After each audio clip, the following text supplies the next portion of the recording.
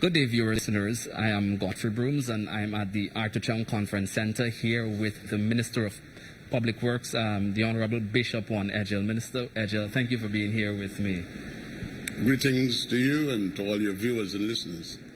All right, Minister, we see that a sum of $2.4 billion is scheduled to be allocated to the supplementary paper. Could you explain to us what this money entails, what the government entails to do with this money? In the public works sector? Yes. Well, the fact that we are at the Parliament today seeking supplementary provision in itself is a plus for the government, because what it really means is that we have done more in 2021 than what was envisaged at the time of budgeting. For example, you will see 4 items that provision is being sought for. Let's start with ferries. The ferry that is being built in India to service the Region 1 area,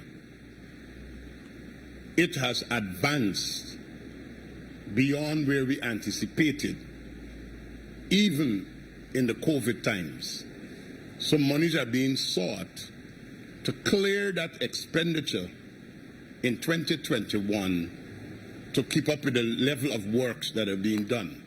So this would have probably been paid in 2022, but because the work is so advanced, we can now pay it in 2021. The second area has to do with sea defenses, sea and river defenses. We've been able to do extensive work. As a matter of fact, excuse me,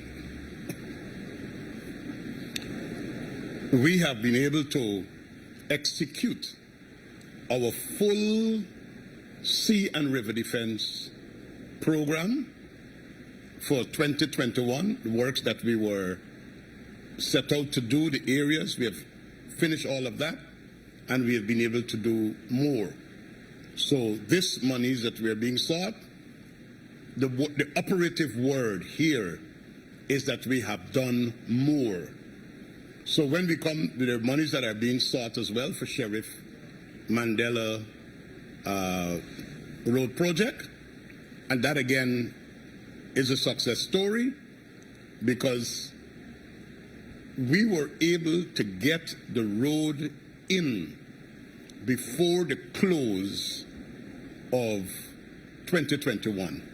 This is a project that has been going on for too long. And what we were able to do in the 16 months that we were in government, the APNU AFC could not have gotten that done in the 5 years that they sat there. And the 16 months that we were in government, works progressed at such a rapid pace that we were able to get that road practically completed. So this is monies that are being sought to clear payments to facilitate the rate of work that was done. And Minister, may I interject there? Could you share with us how far along is that road?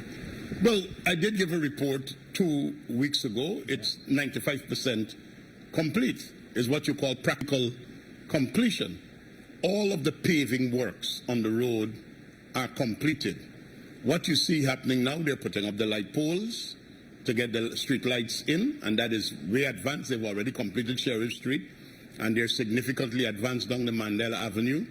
The guardrails, which are the kind of silver steel rails at the end of the road for safety, the road is now being marked, and the last thing that will need to be put up are the traffic signs and traffic lights. And all of that is what you might want to call the fine work. You know, people say the big work is finished, the fine work. All of that is to be completed by Valentine's Day 2022. So this is monies that we're seeking to clear, to make payments in keeping with how the work has advanced. At the time of budgeting, the were considerations that in a COVID environment that probably we would not have gotten this far. But as I sit here, the implementation rate have been excellent. And you will recall that there were times when there were up to 8 subcontractors on the road. We had them working day and night. The people of Guyana facilitated the disruptions when we blocked the road to get pavings done. When it was weekend, we made use of the curfew hours, so we were able to do more, and that's a good thing. And the final supplementary that is being sought is to the area of bridges. We have done a number of bridges for this year, but there are 2 major bridges that we did not budget for that became a necessity for work to be done. For the people who travel the Linden-Soesdijk Highway, whether you're going into the interior or into other regions, the bridge at Bamia. It's the only bridge on the Linden-Soesdijk Highway that was not rehabilitated under the last program of rehabilitation of bridges. And that bridge has since deteriorated. So we are going to get the mobilization done and work started now for Bamia. And then the bridge at Isano, the crossing at Isano, it's in a deplorable situation, and we are also getting ahead of our program, having completed all the bridges that we scheduled for 2021. We're going now to do the bridge at Isano. So everything in that supplementary sum that is being sought is to facilitate more than was anticipated. So this is not a contingency fund drawdown that we are making this is a supplementary. So this was not as a result of emergencies and things of that nature. This is supplementary. We are adding to our program, doing more than was anticipated. And I'm sure the people of Guyana will be relieved to hear that word, that we are doing more as against doing less.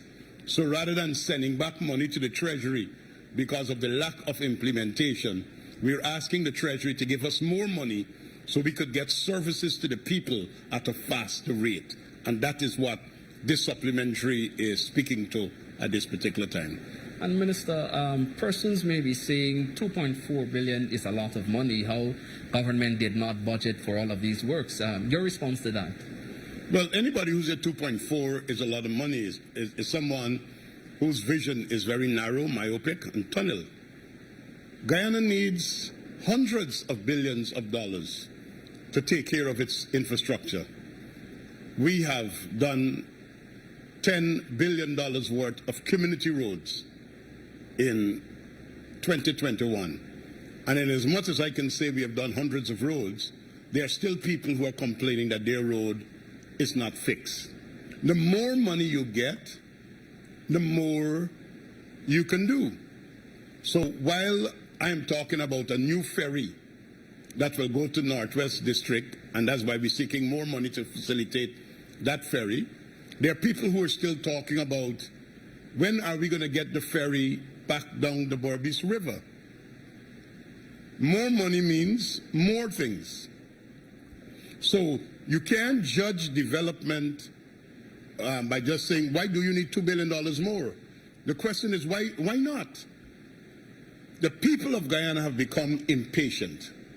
We in the PPPC, we are sensitive and we are responsive to the developmental needs of the people of Guyana. And while we would have estimated for 2021, these are the things that we can do, the fact that there's an opportunity and the fiscal space to do more. Your standard must always be doing more rather than doing less. You see, those who are in opposition would like you to underperform so that they would be able to poke a hole and say, look, you didn't do this, or you didn't do this, or you didn't do that. When you are overperforming, the criticism is that you're spending too much money. But overperformance in the context of what needs to be done is not overperformance. You overperform your anticipated 2021 program.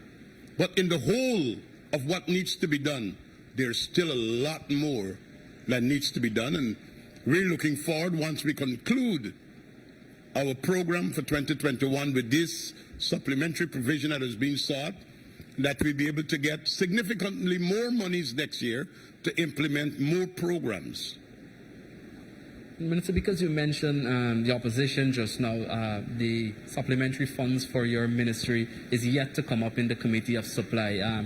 What are some of the likely criticisms you're going to face when you ask for this money? I am not even sure that they will even want to ask any questions. Because if they ask any questions, it provides me with an opportunity to tell the entire nation what they did not do and what we would have done within the 16 months compared to their 5 years. And I'm using Sheriff Street as an example. 5 years Sheriff Street sat. And you know what the consultants and some of the people in the engineering team told me? They felt, while trying to implement a program, is that the road was not to be done. I got into office August 5th. By August 20th, 2020, I had the team in. No work was taking place. COVID was ravaging this country. I says, put the measures in place, put the systems in place, and let's get to work. 16 months later, what used to be a 20-something minutes, 30 minutes drive from DSL to the Rupert Craig Highway, ask some of the people who've been commenting on Facebook, you're getting out there in 7 and 8 minutes because you don't have a proper road. Traffic is flowing. Oh yes, while we were in construction, we had all the criticism, it was a abortion road and all the rest of it, but now it's silent, zip. You're not hearing anything. So the only thing they could come and says, why are you wanting more money? But we want more money because we got the road finished ahead of schedule, ahead of budgeted financial schedules. So we need the money now to pay the people because we pushed them to get the work done. We now have to pay them because the work is measured and it's already completed. Now, I may face some criticism because that's one of the areas that I didn't mention. $150 million is being sought for the Chedijagan International Airport, and I should have said that a little earlier. But if they come with criticisms, what they could not have gotten done in 5 years, we got done in 16 months. The amended contract that Patterson and Granger agreed with the Chinese to do, that was not done. All of the works that was in that amended contract is completed. Any work you see going on at the Chedijagan International Airport now are additional work that we got the Chinese to do. 3 things. The building of the curtain wall, which people are saying it's going to be a big glass facade that changes the entire face and appearance of the airport. Putting in the superstructure, which will provide spaces of 20 concessions, food courts, play parks, and other facilities for duty-free shopping. They took that out of the amended contract that they did with the Chinese. We now got the Chinese to put that back in, and they're putting up the superstructure. And the other work is the provision for the corridors to facilitate 2 other boarding bridges to facilitate Code D and Code E type aircraft. That was not in the contract. The contract that Patterson and Granger and the APNU AFC agreed with the Chinese to do, that work is completed. That work is completed. The $150 million that is being sought has nothing to do with the contract that the Chinese is executing. This is work that the CGIA Corporation are doing to enhance other things at the airport. They're still, in the original contract that we in the PPP signed in 2011, we should have had a lot more than we got, and we have said that several different times. The APNU amended the contract, reduced the footprint.